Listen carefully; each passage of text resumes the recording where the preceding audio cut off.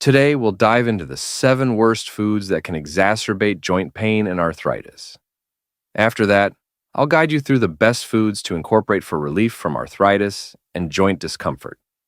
I will primarily focus on osteoarthritis, while also addressing rheumatoid arthritis and gout.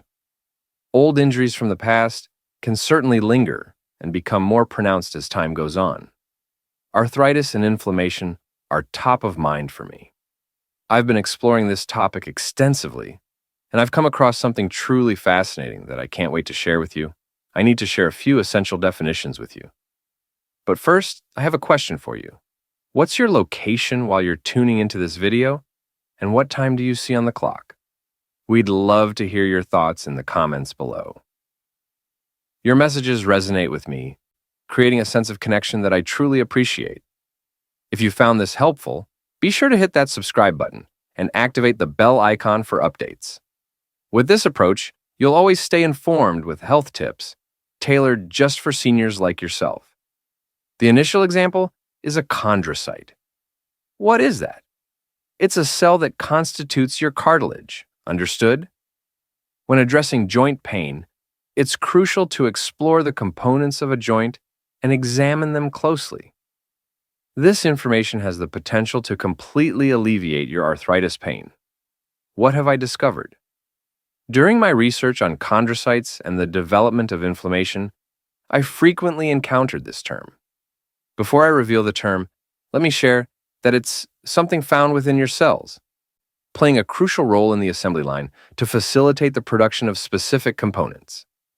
This specific component within your cells is responsible for the crucial task of folding proteins. It's similar to the process of folding a paper airplane, isn't it? It needs to be folded in a specific manner for optimal functionality. Your cells are no different.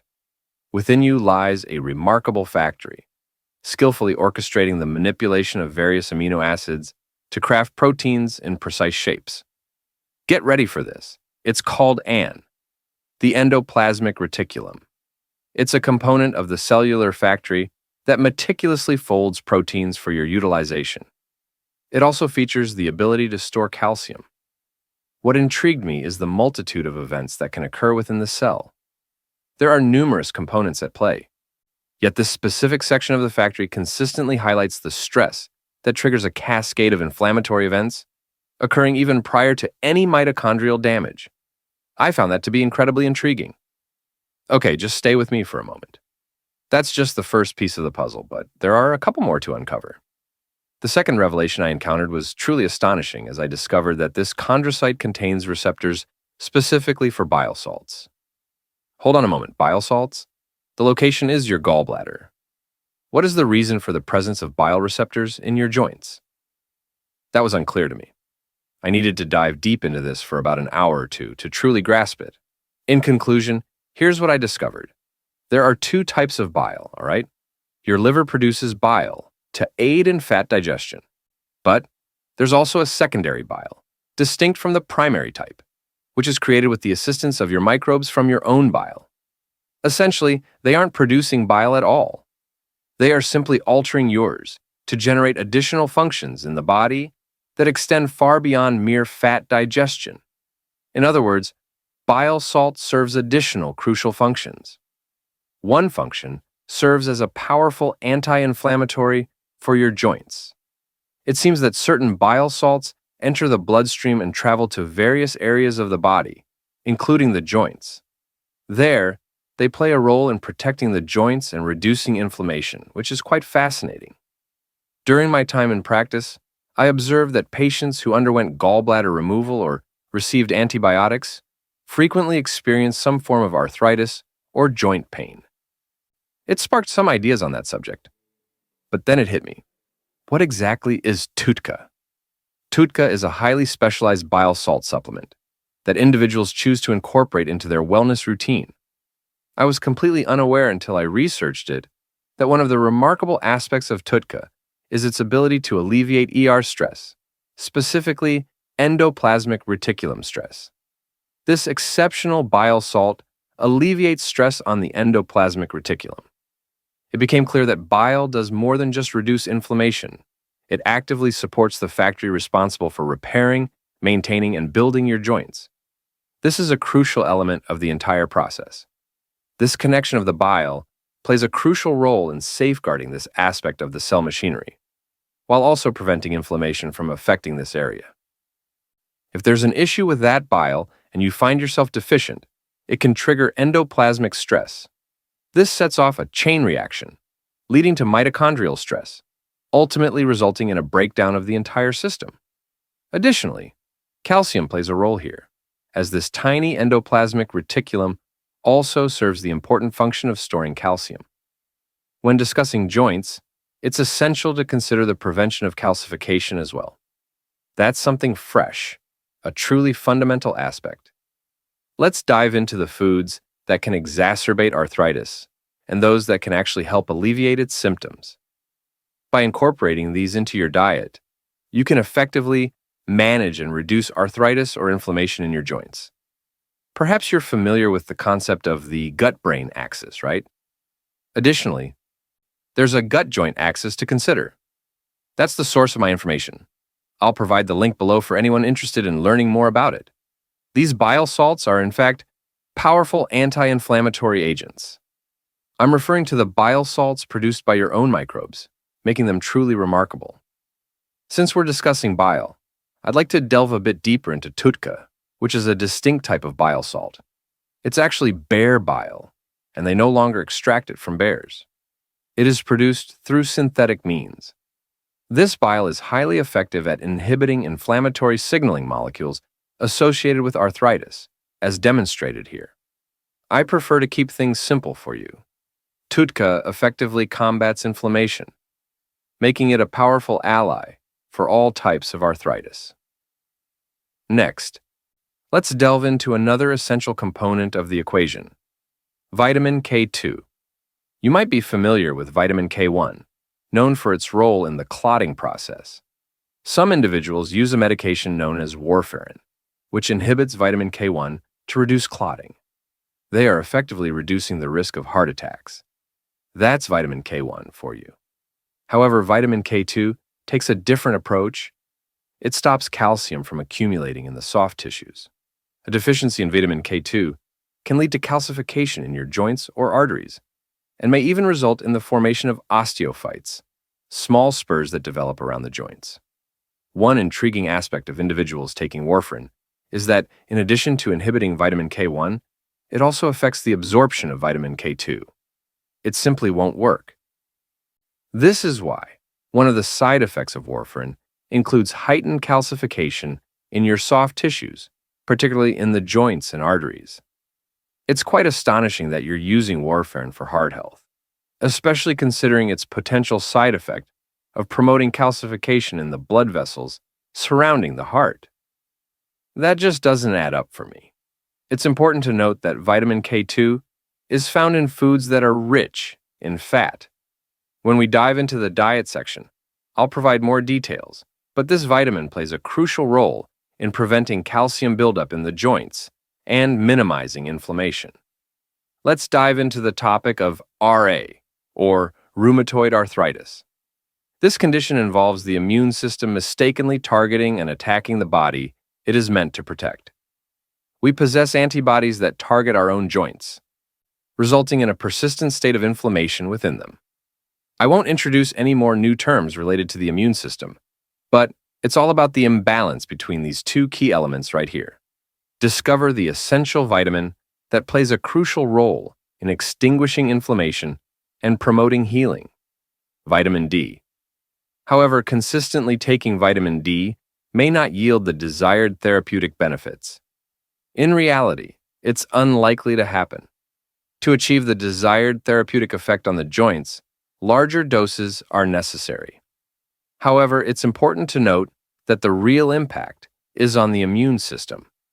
Rheumatoid arthritis is primarily an immune issue rather than just a joint concern, as it is associated with various autoimmune diseases. Rheumatoid arthritis is one such condition, representing a challenge within the immune system. When it comes to vitamin D intake, I recommend starting with a minimum of 20,000 IU, but aiming for 30,000 to 40,000 IU is likely more beneficial. I'll include a link below to a doctor who can help you manage your rheumatoid arthritis by determining your vitamin D needs and conducting additional tests to ensure you're on the right track. When you're supplementing with high doses of vitamin D3, it's essential to pair it with magnesium, zinc, and vitamin K2. These nutrients synergize effectively, significantly reducing inflammation in the joints, regardless of whether you're dealing with rheumatoid arthritis or osteoarthritis. Vitamin D stands out as a powerful anti-inflammatory. It's particularly beneficial for the knees, lower back, and indeed, any joint in your body. A deficiency in vitamin D can lead to a significant increase in your inflammatory signals. When dealing with arthritis or joint pain, it's important to recognize that certain foods may be triggering your discomfort, much like a food allergy. We will discuss some of the most prevalent aspects of food. Additionally, there are advanced glycated end products. That results from combining glucose or sugar with a protein. Essentially, consuming high carbohydrates leads to the formation of a sticky protein, which in turn triggers inflammation. Researchers have discovered a substance known as biofilm within the joints, which contains various microbes. Imagine a unique slime, or a protective adhesive, embedded with microbes encased in tiny calcium shells, cleverly evading detection by your immune system. Guess what? It turns out that certain microbes are connected to your teeth indeed. If you have an old root canal that's become infected and that infection lingers in your gums, it can persist over time. This can lead to the infection leaking into your lymphatic system and bloodstream, potentially affecting your joints and arteries and contributing to arthritis. Today, I'm excited to unveil a significant issue that deserves your attention: the microbiome problem. It's astonishing how crucial your microbiome and joints are, far more significant than I ever realized. We're diving into this topic as we discuss the food right now. Here are the 7 foods you should steer clear of. These items go beyond mere foods. These components are found in numerous food products. Emulsifiers come first. An emulsifier in food is a component that creates a harmonious blend, ensuring that ingredients mix seamlessly together. You'll notice these emulsifiers, such as polysorbate 80, for example. These ingredients are commonly found in frozen desserts and creamy dressings, and they can significantly disrupt the microbiome. Do you recall the microbiome that plays a crucial role in producing the bile salts essential for your joint health? It's important to note the strong link between these foods and joint inflammation. I wanted to bring this to your attention for your awareness. Next up, we have low-fat soy protein powder. Take a closer look at certain protein bars, and you'll notice that they often incorporate soy isolate protein. It boasts an impressively low fat content.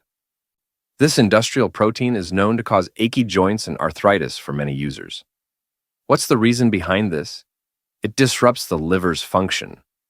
By opting out of animal protein and relying on sources like soy or plant-based alternatives, you significantly reduce your taurine intake, potentially leaving you with little to none at all.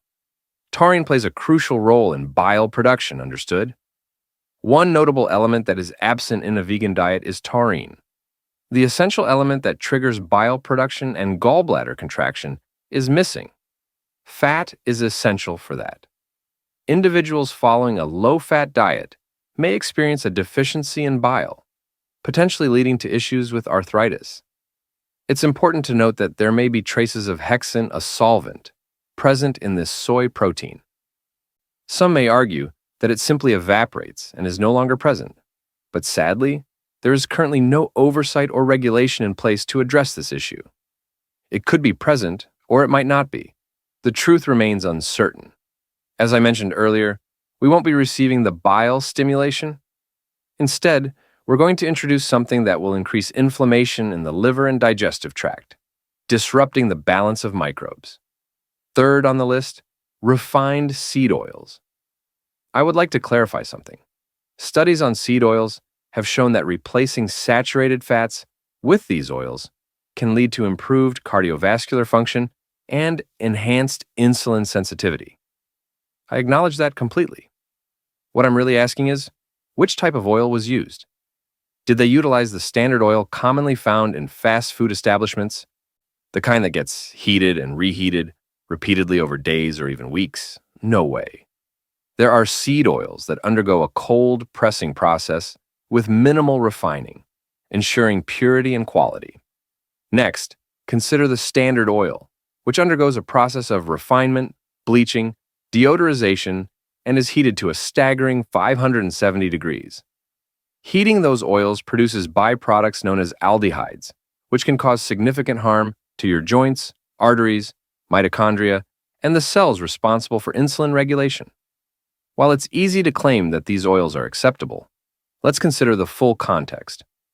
What happens to the byproducts generated from the heat and reheating processes, along with the aldehydes formed when these seed oils integrate into your membranes? Certain oils, such as cold-pressed safflower oil and sunflower oil, boast a significantly lower omega-6 fatty acid content while offering a higher concentration of monounsaturated fats, similar to the benefits found in avocado oil and olive oil. However, that's entirely distinct from what the majority of consumers purchase or consume at retail outlets. This is why, thirdly, refined seed oils can be highly inflammatory, particularly affecting your joints. All right, number 4. Alcohol, particularly beer. Beer transforms into purines, which can lead to issues with gout and cause inflammation in the joints. Beer contains carbohydrates, which can lead to a spike in blood sugar levels and contribute to inflammation. It's not only beer that can lead to issues with arthritis. Wine and hard liquor can also contribute, as they affect your liver. Unfortunately, anything that harms the liver can lead to arthritis. Number 5, casein A1 protein. That's A1. A2 poses fewer issues, but the commercial milk containing A1 is what many individuals find problematic, particularly when it's concentrated into these two components: sodium caseinate and calcium caseinate. These are highly concentrated casein A1 proteins that can exacerbate joint issues, and you'll find them in many of the bars. The protein they utilize is quite inexpensive and sourced from China. There you have it. American cheese contains a concentrated form of casein A1 protein. If you're looking to steer clear of those conventional casein powders, you've come to the right place. They've included it in infant formula, which might explain why some children develop milk allergies, don't you think? Unsatisfactory. If you're choosing milk protein, go for the A2 variety. If you enjoy sheep cheese, goat's cheese, or even cow's milk cheese, you can discover A2 options that are significantly better. Conventional milk containing A1 protein comes from grain-fed cows, rather than those that are grass-fed. When comparing milk to cheese, it's clear that cheese is significantly more concentrated in protein. As a result, you're likely to experience a stronger reaction to cheese than to milk. Now, let's dive into number 6, modern wheat, and see how it stacks up against some of the ancient grains. I've created numerous videos discussing wheat, and it's important to note that it's a refined product that can significantly elevate your blood sugar levels. This is due to the presence of a carbohydrate known as amylopectin A, which has a glycemic index even higher than sugar and is also linked to increased inflammation. That's one aspect. Additionally, there's the WGA, or wheat germ agglutinin, that is nearly as provocative as gluten. This chemical binds to your gut wall, potentially leading to a condition known as leaky gut. Next up is glyphosate, correct? Currently, the majority of wheat is not genetically modified, yet glyphosate is still applied as a drying agent, resulting in increased exposure for consumers. Exposure to this not only impacts your microbiome, but is also linked to inflammation. Next, we encounter gluten. Gluten is a protein that poses digestion challenges for many individuals. The byproducts of gluten can produce an opioid-like effect, initially numbing the area, only to be followed by a sudden onset of delayed pain. Numerous concerns arise when it comes to gluten, particularly its connection to arthritis, inflammation, and thyroid issues. And naturally, we have high fructose corn syrup. This goes beyond mere sugar. This synthetic sugar, characterized by its industrial nature and elevated fructose content, has been linked to significant liver inflammation and insulin resistance. This dual impact can lead to both direct and indirect inflammation in the body. It appears there isn't a way to turn it off. People can consume it in large quantities without feeling truly satisfied. It poses a significant risk. Here's a list of foods you should steer clear of. Let's discuss the best foods to enjoy. What's the deal with fermented foods? Eating sauerkraut, kefir, and Bulgarian yogurt helps you cultivate the beneficial microbes that are essential for producing secondary bile salts. These secondary bile salts serve as powerful anti-inflammatories for your joints. The second option is healthy fats. Olive oil, avocado oil, fish oils, and grass-fed animal fats are all excellent choices for your health. Grass-fed butter and grass-fed cheese are equally noteworthy. Thirdly, consider incorporating foods rich in vitamin D3, such as salmon, cod liver, and cod liver oil. While it's important to soak up as much sunlight as possible, remember that sunlight alone doesn't count as nourishment. During the winter months, many individuals choose to incorporate it as a supplement. When it comes to arthritis, it's essential to consider a therapeutic dosage of vitamin D. Aim for at least 60, but ideally target 70 or even 80. And in some cases, you might need a bit more based on your specific condition. If you're dealing with an autoimmune issue, it's essential to keep it elevated, as that's when the real transformation and inflammation begins. Be sure to include vitamin K2 and magnesium in your routine to help mitigate any potential issues.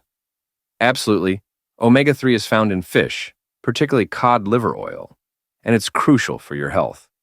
Additionally, sulfur-rich foods such as onions, garlic, and cruciferous vegetables are essential, as they provide the joints with the sulfur they crave. Be sure to include plenty of collagen from bone broth, as it's a vital component for joint health. If you're consuming standard meats such as hamburger or steak, you'll find they contain a modest amount of collagen. When we examine our bodies and assess our protein levels, we must also consider our collagen content. It's essential to ensure that at least 30% of our dietary intake comes from collagen sources. When you examine a steak, you'll find that it contains only about 2 to 5% collagen, as people generally prefer their steaks to be tender, right? They're not enjoying this grass-fed, grass-finished steak that's quite tough, requiring constant chewing. However, that's due to the collagen. You may need to explore alternative sources for your collagen intake. I have already discussed vitamin D, K2, and magnesium. It's important to keep your iron levels in check, as excessive iron can lead to arthritis. Iron is a mineral that can be quite challenging to eliminate from the body once it has been absorbed. Cooking with an iron skillet isn't ideal. Iron supplements may not be advisable, particularly if you're not experiencing menstruation. For men with excess iron, the likelihood of experiencing significant inflammation is quite high. And then, Tudca, I'd like to highlight that this is an excellent remedy for arthritis. Now you understand the reason behind it. This solution aids in alleviating endoplasmic reticulum stress, while also safeguarding collagen within the joint. If you're intrigued by the captivating nature of Tudca, you'll definitely want to check out this video to grasp all the incredible things it can do. If this video has resonated with you, show your support by hitting the like button, sharing it with someone special, or dropping a comment with a simple 1. If you're ready to embark on this journey together, delving into health, healing, and enriching your golden years, be sure to subscribe and hit that bell icon. Each week I'll be right here by your side, reminding us all that we are very much alive.